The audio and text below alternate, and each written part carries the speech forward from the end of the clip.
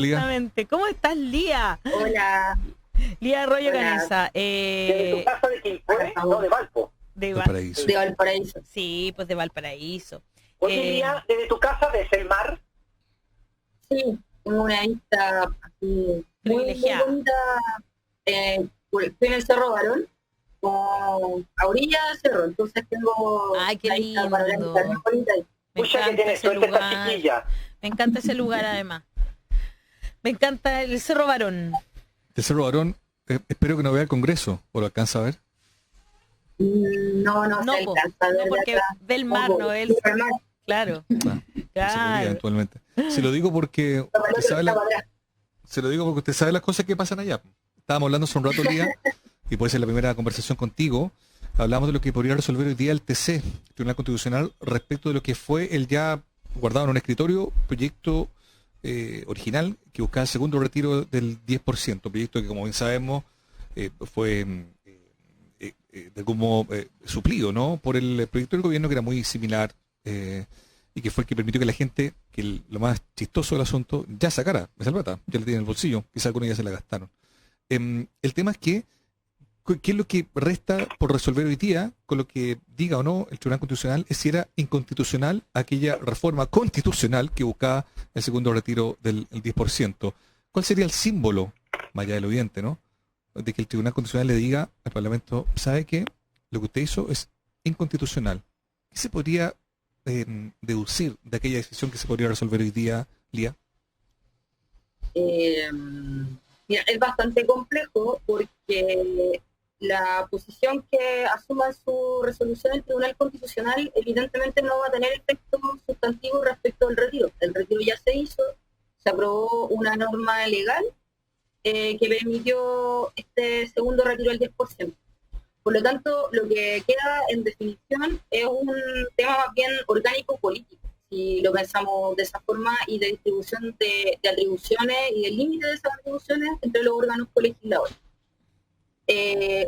Muchas de las alegaciones que se realizaron por parte de algunos abogados que fueron al TC iban por el lado de entender que el pronunciamiento del TC era absolutamente no tenía utilidad a esta altura, porque el efecto práctico buscado por la norma ya se había materializado, y a la norma que quedaba, que es la de la reforma constitucional, evidentemente lo más probable es que se tendría que haber archivado. Pero si el TC decide pronunciarse en el fondo, lo que va a estar haciendo es, y se pronuncia de forma contraria al procedimiento, lo que va a hacer es vedar el procedimiento para futuras reformas. O sea, Exacto. Que la posibilidad que encontró el Parlamento para poder realizar estas modificaciones a través de la incorporación de normativa transitoria en la Constitución, más allá del debate del quórum, si es de quinto, si son 2/3, más allá de eso, es que lo que le estaría diciendo el TC al Parlamento es: usted no puede utilizar el mecanismo de la reforma constitucional para modificar estos puntos que son más de detalle. Ahora, el fundamento en el que se sustenta el Tribunal Constitucional también va a ser importante de analizar. Si, por ejemplo, dice, a mí un argumento que no me parece, que es que se diga que existe una suerte de posible inconstitucionalidad de fondo en las reformas constitucionales. Me parece en sí mismo un contrasentido. Obvio. O que el constituyente tiene espacios vedados para ejercer regulación, lo cual también es una afirmación súper complicada, pensando además en un proceso constituyente que se va a realizar. Entonces, yo esperaría que el TC se decantara por una solución formal, que tal vez no implicara un pronunciamiento de fondo sobre el procedimiento, sino más bien en relación a una especie de decaimiento Pero creo que uno puede esperar de un tribunal que está inclinado mayoritariamente a la derecha, y cuya presidenta en algún momento asumió sin ningún complejo de que eran una tercera cámara. Lo dijo así tal cual, textual. Sí. Entonces, hay una cosa que hay que explicar, no da lo mismo, ¿no? Hay una cosa que hay que explicar, creo yo, que por ser un tribunal y por ser puesto en su conocimiento un caso que no tiene que ver específicamente con una ley, digamos, una ley que la revisen, sino que un caso, ese tribunal falla para el caso concreto, para el segundo retiro. O sea, no influye en el primer retiro y aunque parezca extraño, no influiría en un tercero, tendrían que hacer una nueva presentación en el tercer retiro y claro, diría ya yo fallé igual y mantengo el fallo, digamos. Pero por ser en un caso concreto, que no está revisando una ley que está recién saliendo, digamos, la labor de revisión de ley prematura, ¿cómo se llama esta cuestión, Lía? Preventiva, eso no es prematura, parezco guagua, preventiva. Entonces, en este caso, como todos los tribunales, falla para el caso concreto, para el segundo retiro, y ni siquiera para la ley para el segundo retiro presentado por los diputados, para ese caso, que además está muerto porque ya se aprobó el otro, entonces queda incluso archivado en la propia Cámara, y el propio Congreso, tendría entendido yo. Entonces, para el primer retiro no tiene importancia, se hizo, nadie presentó nada, etcétera. El segundo retiro está ahí, puede morir, pero y el tercer retiro se podría presentar igual y el TC tendría que emitir un fallo similar a este diciendo como yo ya fallé, tengo jurisprudencia y fallo lo mismo. Aunque ustedes no lo crean, podría fallar en contrario en un tercer retiro. Porque los tribunales no están obligados. No está obligado respecto a sus fallos anteriores. De hecho, los tribunales van cambiando su jurisprudencia y su manera de fallar las causas con los años. Es muy común. Se llaman los supremazos. Cuando la Corte Suprema cambia un criterio que usó durante años, por ejemplo, en cualquier sentido, lo puede cambiar. De hecho, en materia laboral, que son buenos para cambiarlo. Hubo un ministro que venía del área privada, cuando se metieron varios ministros de la Corte Suprema, que todo lo fallaba en favor de la empresa. Se fue ese caballero y empezaron a fallar en favor de los trabajadores. Y así eso ha pasado muchas veces. Si es que, por ejemplo, la asignación de alimentación y la asignación de movilización es parte del sueldo, no. Años era así, años después que fue que no, ahora de nuevo que sí. O sea, la verdad es que no es uniforme, aquí no hay 2 más 2. Yo no estoy diciendo con esto que el tribunal en el tercer retiro podría, si es que lo hacen, podría votar distinto, pero sí cabe la posibilidad de que falle distinto un tribunal respecto a un fallo anterior, eso pasa. Pero en este caso, pero sí forma una jurisprudencia, también hay que decirlo. Hace una jurisprudencia que es la segunda fuente de derecho después de la ley. ¿Crees que llegaremos a un tercero? No, yo estoy hablando todo esto en teoría. Claro, pero ¿qué, por ejemplo, Lía, qué piensas tú? No sé, si el gobierno si tenemos que volver a cuarentena y tenemos que volver a estar encerrados, retrocedemos una fase y el gobierno no entrega ninguna ayuda, ¿podría conversarse sobre un tercer retiro del 10%? ¿O parece no ser una posibilidad? Yo siempre es posible. Ahora, yo lo veo súper difícil. En general, el primer retiro fue apoyado de forma súper efusiva y muy extendida. El segundo retiro también, pero fue como de menos a más. Y ahora en el tercer retiro, la verdad es que incluso personas que votaron a favor de los retiros anteriores han dicho así como no, ya... ahora, si la gente tiene hambre, porque dijimos el problema es que a lo mejor cuántas personas ya retiraron todo, entonces ¿a quién le llega esa ayuda? Muchas, claro, mucha gente ya queda con menos fondos, cada vez queda menos gente con fondos, digamos, ¿no? Eso y no es necesario el hambre, ¿eh? Hay mucha gente que tiene la postura un poco como es mío y lo quiero todo. Claro, sí. No estoy diciendo que esté de acuerdo con eso, solo estoy diciendo que es lo que uno escucha. Uno dice, es que es mi plata, la saco, la quiero ahora, punto. Es que ahí hay un tema, nunca... ¿O no? Sí, es peligroso. Es peligroso, ¿por qué? Porque es un argumento que da cuenta de cómo estamos como sociedad. Una sociedad donde se nos ha dicho durante años de que lo nuestro es nuestro, de que aquí cada uno se salva solo, individualismo exacerbado, el paroxismo del modelo, haz con tu plata lo que a ti se te venga en gana. Bueno, la quiero. Dime que no. ¿No era eso las reglas del juego? Pucha, eso es, po. Sí, ese es el tema. Y al final, ¿y cuántos no cuentan con esa plata además? Porque no saben que no van a tener una buena pensión. Entonces, tenéis tus lucas en otro lado. Bueno, ahí hay un tremendo tema, la verdad. Y que tiene que ver un poco también con otro de los temas que tú propusiste, Lía, que tiene que ver justamente con hablar sobre la reforma al sistema de pensiones. ¿Eso se va a seguir conversando en el Congreso? Sí, efectivamente. Mira, el proyecto de reforma de pensiones de este gobierno, que fue uno de los puntales de su plan de gobierno, y fue de los primeros proyectos así basales que presentaron. Se presentó en noviembre del 2018, ¿ya? Y realizó su trámite en la Cámara de Diputados, y en enero de este año, luego de completar el primer trámite en la Cámara de Diputados, pasó al Senado, ¿ya? Y en el Senado, bueno, se aprobó en la Cámara de Diputados, pero se aprobó que determinados proyectos se aprueban con cierto nivel amplio de acuerdo. Este proyecto no se aprobó con acuerdo, sino que se aprobó con lo que yo les contaba, que era como el pisquineo, que era buscar estos votos que me faltan al frente, pero sin llegar a una solución global en cuanto a la negociación política, sino ir a buscar el voto específico y sacar mi proyecto. Esa fue la forma en que se aprobó. Por lo tanto, había muchos temas abiertos, había muchos temas pendientes, había muchos que se entendía que eran puntos que había que seguir discutiendo. El Senado congeló de cierta forma la tramitación del proyecto en el entendido de que era necesario abrir un espacio de negociación, y que también por efecto de lo que fue ocurriendo con la pandemia, con la premura que fue con la que se tuvieron que aprobar otros proyectos, fue quedando medio rezagado, esas negociaciones no fueron prosperando, hasta que ahora se abre de nuevo la discusión, se formaliza en la discusión en general en la Comisión de Trabajo, que está revisando el proyecto, ¿ya? Y se ponen propuestas sobre la mesa. ¿Ya? Se ponen propuestas de modificación concretas sobre la mesa. La verdad es que todavía no hay acuerdo.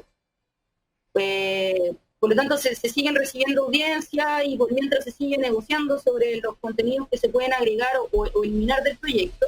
Pero lo concreto es que no hay acuerdo. O sea, el acuerdo, por así decirlo, es que hay que hacer algo. En el fondo, hay que sacar un proyecto que permita mejorar en el corto plazo las pensiones, ¿ya? Claro. Pero ahí nos encontramos con dos problemas. Primero, esta falta de acuerdo político, donde todavía las posiciones no están tan cerca. Y segundo, que se incorpora otro elemento, que es decir, o que hay algunos que sostienen que esta discusión debería diferirse a la constituyente, esperando la resolución de la constituyente. Entonces, eso te iba a decir, no es medio, no sé, absurdo tener esta conversación ahora, que quién sabe cuánto rato van a estar dándole a esto, ¿no es cierto? Si vamos a poder cambiar algo, buscando los votos, toda esa cuestión, cuando en realidad comienza el proceso constituyente, y lo más seguro es que este sea uno de los grandes temas, digamos, dentro de la próxima constitución, ¿no? Que se converse sobre si vamos a tener pensiones reales y no ¿Sabes lo que pasa? Esta modalidad. Otra vez se lo planteamos al Nico y nos dijo algo que encontré que tenía mucha razón. Yo le dije, pero Nico, le dije lo mismo que tú estás diciendo. Esto es absurdo, si el 6% lo va a administrar las propias AFP, si ese 6% claro, lo va a administrar un ente nuevo, si va a ser solidario o no. La verdad es que esto es absurdo porque va a ser modificado. O sea, nadie quiere seguir con este sistema. Y entonces, ¿por qué sigue? Entonces Nico me dijo, bueno, pero si quedan por lo menos un par de años en que las AFP pueden seguir ganando plata con esto, pues administrando plata, pues. Entonces, ¿por qué no? Uh-huh. O sea, hay un tema económico que van a aguantar hasta el final, tratando de sacar plata hasta el final. O sea, si tú les das un 6% más, felices, pues. Más costo de administración, más plata para la AFP. Entonces, claro, la discusión es inocua a la larga, pero a la corta los tipos siguen.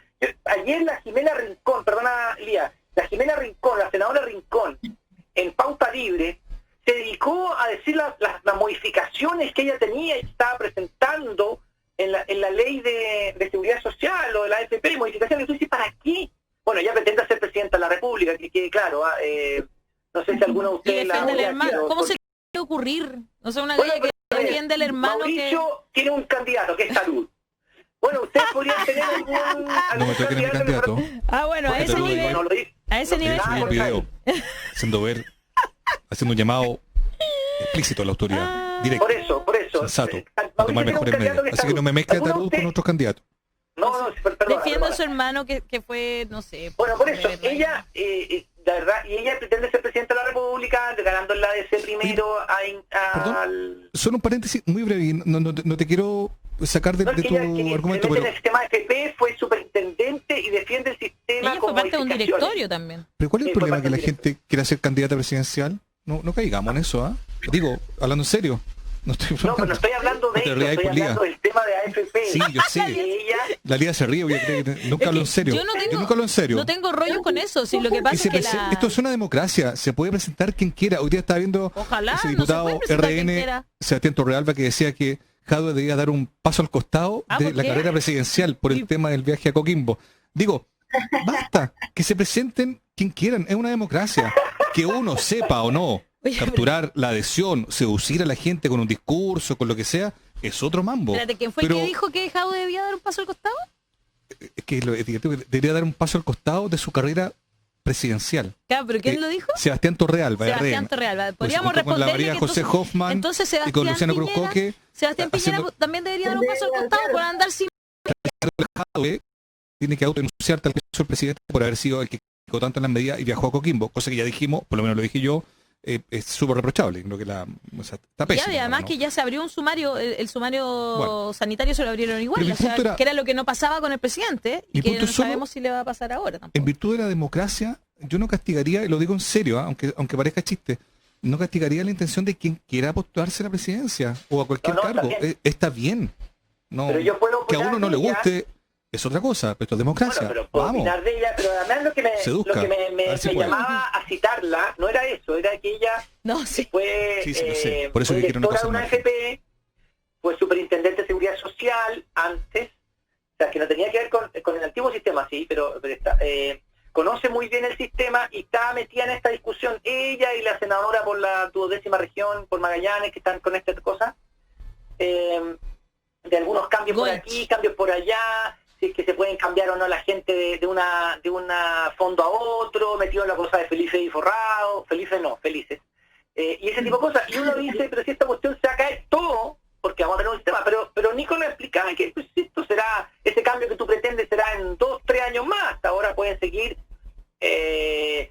chupando la sangre de todos los que tenemos que meter platita en el sistema de FP, por lo tanto 6% más les conviene, no les conviene, ¿me entiendes? No sé si está de A acuerdo, propósito Lía. de lo que dice Daniel Lía, lo que de prohibir que te puedas cambiar cuando quieras de fondo de pensión, eso no está dentro de la reforma de la que estamos conversando, ¿no? Es otra cosa Estuvo. aparte.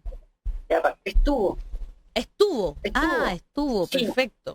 Estuvo en el proyecto de reforma previsional, oye, hay sido súper insistente con eso, estuvo en el proyecto de reforma previsional y se eliminó en los trámites, en el primer trámite, estuvo luego en el proyecto de transparencia de agentes de mercado que se tramitó hace poco, también se eliminó, y ahí se consideró que estaba fuera de la idea matrices porque en el fondo no regulaba actores de mercado, sino que estaba regulando a cotizantes y por lo tanto estaría fuera de los márgenes del proyecto.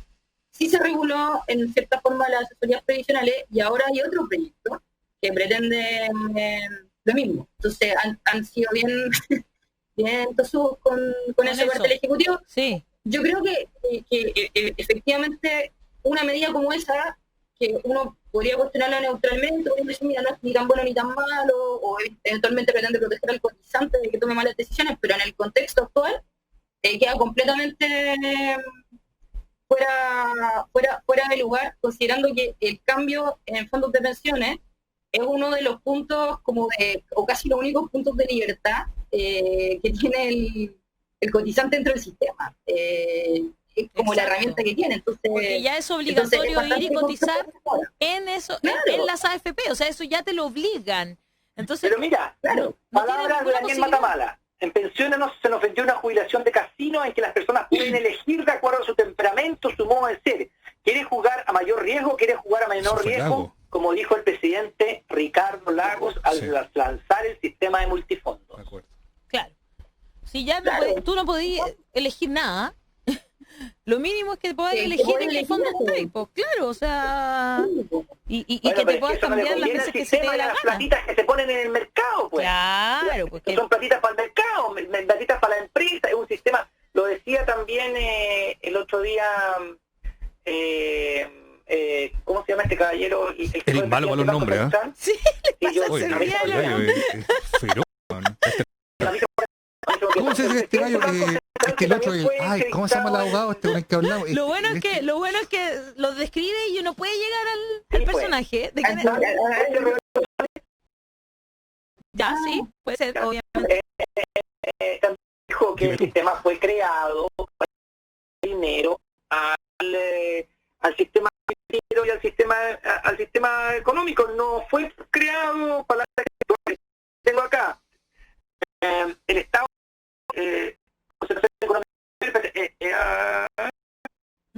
Ya llegaron sus escritos. Empresas para un sistema de plata. Dice, Escríbelo con nombre para la otra. ya. Yo creo que realmente se quiere expresar Nicolás porque esa, si se resuelve constituyente, la norma implica que va a necesitar la ley, lo va a tomar tiempo porque la constitución va a tener necesidad suficiente de regulación y tremendamente exceso y variables distintas. Entonces, ya tenía el tiempo que se demore la constituyente en decir si es que decía un cambio sustantivo al sistema. La eventual adecuaciones legislativas que se realizan después y no podemos pensar que un cambio al sistema previsional se pueda hacer de otra forma que no sea gradual. O sea, si pensamos en el comportamiento usual de legislativo en ese sentido y la forma en que las grandes modificaciones a estos sistemas se realizan, va a ser un sistema que no se va a cambiar de un día a otro, principalmente porque implica incremento de desembolsos económicos para determinada gente, que el Estado se va a hacer cargo, por ejemplo en este proyecto el Estado se hace cargo un rato y así, mientras van aumentando por ejemplo la tasa de cotizaciones. Entonces estamos hablando de un proceso que nos puede llevar mucho tiempo. O sea, de hecho una vez leía que, por ejemplo, la instauración de un sistema como este, el que tenemos nosotros, de la forma en que se instauró, con la rapidez que se hizo, solo era posible en el contexto de una dictadura. Solo era posible en el contexto de una ausencia de deliberación democrática. Porque la deliberación democrática, con todo lo bueno que tiene, es un medio que demora, que toma tiempo, porque nos tenemos que poner de acuerdo y tenemos que escucharnos todos. Entonces, claro. Yo creo que es necesario realizar al menos modificaciones de transición, al menos que den cuenta por lo menos de la intención de avanzar hacia un sistema mixto, y que después esas modificaciones de transición puedan motivar decisiones posteriores o puedan convertirse en una modificación total del sistema, que puede ser incluso que no queramos un sistema mixto, que queramos un sistema completamente estatal, o que dejemos un sistema que está, esa discusión está abierta, pero lo importante es que ahora es necesario abordar legislativamente qué ocurre con la gente que se está pensionando o que ya está pensionada y que tiene bajo recursos. Y si el proyecto puede solucionar, al menos transitoriamente, los problemas de ese grupo, me parece que tiene que seguirse su camino y convertirse en ley. Me parece interesantísimo lo que estás planteando. Y esta semana entonces se conversa esta reforma al sistema de pensiones y también el reajuste al sector público. Esos son los dos temas que están en el Congreso en estas semanas cortitas que nos quedan para terminar el año, Liga. Claro, mira, esta semana ha sido bien intensa en el Congreso, y esta semana también lo va a hacer porque terminando presupuesto, generalmente se hace entre medio o justo después que termina, pero acá el reajuste entró quizás más tarde que cualquier otro año anterior, ¿ya? Y eso porque no se aprobaban las platas del como tú decías, del presupuesto 2021, ¿verdad? No, pero eso se puede hacer igual porque la plata del reajuste va en una asignación que se llama provisión de financiamientos comprometidos, que es como una bolsa de plata no afectada en principio o solo parcialmente afectada, que se usa para financiar los proyectos de ley que se aprueben, entre otras cosas, también para financiar los proyectos de ley que se vayan aprobando durante el ejercicio presupuestario concreto, ¿ya? Perfecto. Para que no tengáis que modificar la ley de presupuestos cada vez que apruebas una ley nueva. Claro. Y uno de los puntos esenciales o de los fondos que están mayormente recordados ahí son los fondos para el reajuste. Entonces esas lucas siempre están, ¿ya? Al menos en sus elementos básicos, después se tendrán que hacer reasignaciones, si falta plata, pero en los gruesos siempre están. Sino que yo creo que es porque hubo poca, o sea, por lo menos lo que dicen los funcionarios públicos, que hubo poco compromiso quizás del Ejecutivo en la mesa de conversación y de negociación que tenían. y que por lo tanto la negociación se extendió, pero además que fue una negociación que no los dejó tranquilos no solo por el resultado, sino también por que en el fondo sintieron que no sirvió para nada, Ya. Y el resultado también un poco da cuenta de aquello, porque si pensamos como en los parámetros, y acá tengo un torpeo para no equivocarme, pero Oye, saque el torpedo nomás. el proyecto ofrece un 0,8 de reajuste para las rentas de 1,5 millones hacia arriba, superiores a 1,5 millones, y de 2,7 para rentas inferiores a 1,5 millones, APP, que lo hace por definición de grado, y una definición muy compleja, pero el corte está en el 1,5 millones, ¿ya? Yo creo que la NEF, por otra parte, pedía un reajuste de 4 para las rentas sobre 3 millones de pesos y de 3 para las rentas de 3 millones hacia abajo. Claro. ¿Cuál es el dato central que hay que tener en cuenta para decir, bueno, que él tiene la razón o que se acerca más? Que la inflación, el IPC acumulado, a este año es 2,7, 2,8. Sí, la pérdida de la capacidad adquisitiva de un salario es de 2,7, 2,8, y ese es el guarismo a recuperar. Por lo tanto, el objetivo en la renta se acerca al reajuste, por lo tanto, el reajuste del precio, sino que recuperar la pérdida de poder adquisitivo derivada de la inflación. Y en el caso de las rentas de sobre 1,5 millones, estarían perdiendo capacidad adquisitiva esas remuneraciones en un 1,9%. ¿Ya? Entonces, ahí está sentada la discusión. Nos alejamos del guarismo de reajuste, que implica un reajuste cero. O sea, la NEF está un poco hacia arriba, pensando en que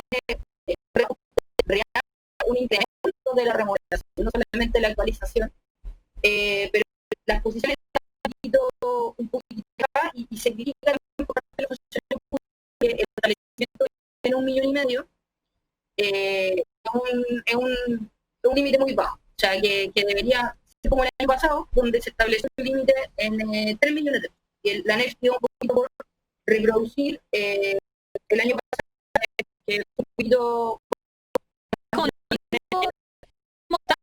del día que quieren iban a pagar el impuesto, digamos. A eso dice, usted está en el 10%, eso fue lo que dijo Millones.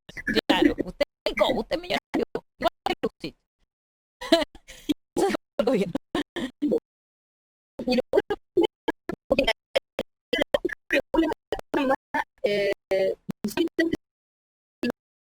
lo que se denomina guarismo misceláneo, que son leyes que regulan muy severas. Hay un concepto en la que se llama matices, que es que los proyectos que hubiera solucionar un problema,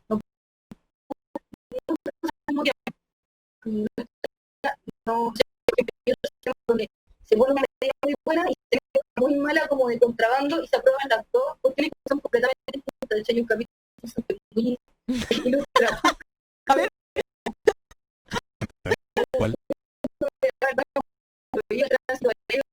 Una parte es primero una regulación así horrible, y eso es lo que es una ley miscelánea, ya como que una medida muy buena se una medida mala, y como pretende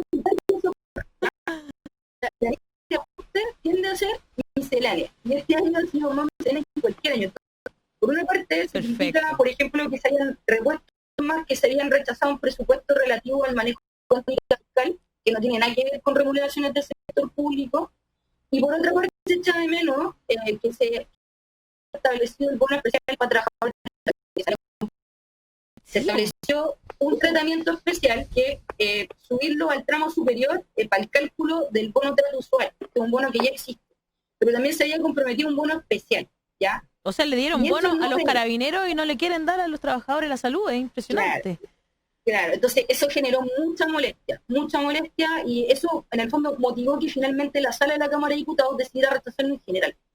Entonces le dijo así como un portazo, fue básicamente el rechazo en general de este proyecto, precisamente, y uno de los puntos más álgidos fue que no se resolvía situaciones de otros trabajadores del sector público que son históricamente precarizados o que históricamente tienen estatutos que lo afectan, como son las trabajadoras de los jardines infantiles que ya trabajan en ese fondo, PTF, los asistentes de la educación, estos grupos que son como particularmente vulnerables dentro del aparato público también tenían tratamientos que no eran adecuados. Entonces todo esto generó esta molestia en la Cámara, y la Cámara dijo al presidente, ¿sabe qué? Váyase con su proyecto y vaya a buscar al Senado los votos para la insistencia, que nosotros de momento no vamos a ver esto si está así. Eso es básicamente lo que hizo la Cámara. Wow, está ahí difícil ese tema y es importante igual, porque cuando lo que determina también cómo el Estado va a aumentar o no los sueldos de los trabajadores públicos también determina lo que va a pasar un poco con los demás trabajadores al final, ¿no? Sí. O sea, no tiene por qué ser así, digamos, pero eso es lo que pasa en la práctica. Y por eso es tan importante lo que estamos conversando en este momento con Lía, digamos, y bueno, vamos a ver aquí quién es quién y quiénes se la van a jugar por los trabajadores y quiénes no, digamos. Pregunta que no sé, puedo pasar a otro tema, ¿no? ¿Qué pasa con la extensión del postnatal de emergencia? Porque en el fondo había un proyecto, ya, se dejó el postnatal de emergencia, se metió este otro que negoció Goich con el gobierno, etcétera, etcétera. Pero ahora se está tratando de extender, porque obviamente no había pasado la pandemia, y había mujeres en su casa, etcétera. ¿Qué pasó con esos? ¿Tenéis conocimiento? Si no me digas, pero es que me quedé preocupado que él tiene... Hay iniciativas, es un tema que se está discutiendo harto, que se está levantando por parte de organizaciones feministas, pero entiendo que todavía no hay un proyecto formalmente presentado. ¿Hasta cuándo duraba esto? ¿Ya terminó? Entiendo que eran 6 meses, ¿o no? Eran 6 meses, no me acuerdo si era desde abril. Lo que yo entiendo es que más que un proyecto, lo que se presentó es una iniciativa para que se aumente el postnatal, o sea, o se extienda el postnatal mientras exista estado de excepción. Esa es la propuesta, digamos. Claro. Es una prórroga, pero todavía, porque exacto, es iniciativa exclusiva, o sea, ahí volvemos al mismo problema que habíamos tenido como con el 10% antes. El otro proyecto finalmente no, ahí en ese caso fue como que operó al interior del mismo Congreso, que el Senado lo rechazó, y se ponen con otro proyecto que era iniciativa, porque eso estaría encuadrado dentro de la iniciativa. Convengamos que se había aprobado también como modificación constitucional, ya que no se podía, se aprobó en la Cámara, Cámara con modificación constitucional, igual que el 10%, y el Senado con Goich, no sé, bueno, la derecha lo rechazó, digamos que la derecha, cuando usted vote, no vote por la derecha, pero además se sumó Goich, se murió y algún PPD o PS, entonces lo rechazaron, pero habían negociado previamente con el gobierno una cosa muy parecida, pero que no era, era como un subsidio distinto, pero tenía un plazo, y bueno, eso se está terminando, entonces tenemos un problema, porque claro que tenemos un problema. Tenemos pandemia, seguimos en pandemia, y hay otras mamás que han tenido hijos. No, ¿y dónde dejas tú a tus hijos si no tienes con quién dejarlo? O sea, claro. Por eso lo digo. Ahora que empezamos a retroceder, porque claro, cuando empezamos a desconfinar, no estamos hablando de esto porque se suponía que íbamos a reír, pero ahora se supone que no vamos también, y que en el fondo estamos retrocediendo, entonces están a punto de anunciar, están a punto de anunciar algunas comunas de Santiago que van a retroceder a fase 1, a cuarentena total. La alcaldesa de Maipú, fiel a su estilo, Katy Barriga, subió un posteo en sus redes sociales donde dice: Maipú no va a cuarentena, como dedito para arriba, pero lo único que se comenta en redes sociales en estos últimos minutos es como cuáles son las comunas que irían de vuelta a fase 1. Se especula que Puente Alto y Estación Central. Sí, yo estaba pendiente. Estación Central, o sea, ahí se me va a armar el problema de nuevo. Ahí va a tener el problema de nuevo. Yo entiendo que claro, se está discutiendo, hasta donde yo sé no ha entrado un proyecto de prórroga formalmente, pero... ¿Cuándo toca la prórroga? Lía, la tercera vez del estado de excepción constitucional necesita el acuerdo del Congreso, ¿no? Sí. ¿Ya todavía no llegamos a este punto. Todavía no llegamos. Lo del estado de excepción, dices tú. El estado de excepción, claro. Lo que pasa es que de ahí emana todo, porque a nosotros, una sola persona a nivel nacional nos ha tenido en estado de excepción, con toque de queda, una sola persona para todo el país. Podrá ser el presidente, pero él ha decidido la vulneración de derechos, o la restricción de derechos, para no decir vulneración, restricción de derechos, a todos los chilenos, solo, inconsulto. Entonces, ¿por qué eso también tiene que cambiar en la nueva Constitución? Eso tiene que ser con acuerdo del Senado y de la Cámara, o de una sola Cámara si es que se decide eso, pero no puede ser que solo el presidente por sí y ante sí tenga todo un año a la población con la restricción de derechos porque él lo puede hacer, digamos. O sea, estamos hablando de que el Estado de Excepción Constitucional, toque de queda y otras medidas las decide solo. Y a la tercera aprobación, digamos, la tercera vez que lo hace, tendría que tenerlo con acuerdo del Congreso. A mí me parece que eso es una sola persona que no ha tenido restringido los derechos. Entonces, creo que ahora viene ya a una cuarta, él ya no puede hacerlo por sí y ante sí, sino que tiene que pedir la autorización del Congreso. ¿Estoy mal, Lía? Sí, pero es bastante complicada la norma ahí porque el Congreso tiene que fundar, o sea, nunca hemos tenido una situación como esa, no hemos llegado a ese punto, pero la cuestión es cómo interpretáis que el Congreso no puede cuestionar los antecedentes, por así decirlo, la base fáctica o la situación de riesgo que basa la declaración de catástrofe. Claro. Y en este caso, si se mantiene ahí, va a haber un tema, porque el Ejecutivo va a sostener, se mantiene la pandemia, mantenemos niveles determinados de contagio, es necesario extender las medidas restrictivas de las libertades personales, pero ahí va a haber que ver también si el Congreso va a tener la disposición de realizar esas limitaciones, porque piensa que cuando nos acerquemos al año, podemos estar en pleno rebrote. O sea, entonces es muy difícil poder decir cómo se van a orientar las decisiones. Aparte, imagínate lo que el Congreso implicaría hacerse responsable. Es súper complicado. Políticamente. Entonces, sí, pero a nivel mundial, siempre ese tipo de medidas de restricción de libertades se toman no por una persona, por el Congreso mismo. Claro. O sea, yo creo que lo que falta ahí, por ejemplo, que podríamos ensayarle una norma constitucional, es una revisión de antecedentes globales mientras se mantenga un Estado que justifique la restricción de libertades personales.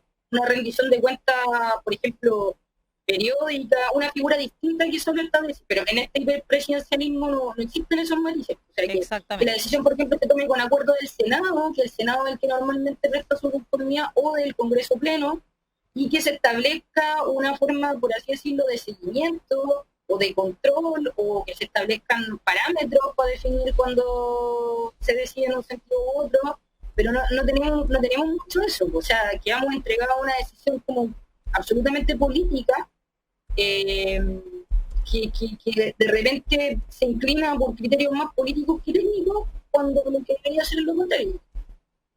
Y eso es parte de nuestro sistema constitucional en este momento. Ya pues, doña Lía Arroyo Canessa, muchas gracias por estar esta mañana en La Voz de los que Sobran, para que conversemos sobre este observatorio legislativo del Instituto Igualdad. Muchas gracias a ti y a FES Chile por este espacio. Un abrazo enorme, Lía. Muchas gracias. Chao, Lía, que estés bien. Chao, que estén bien. Gracias.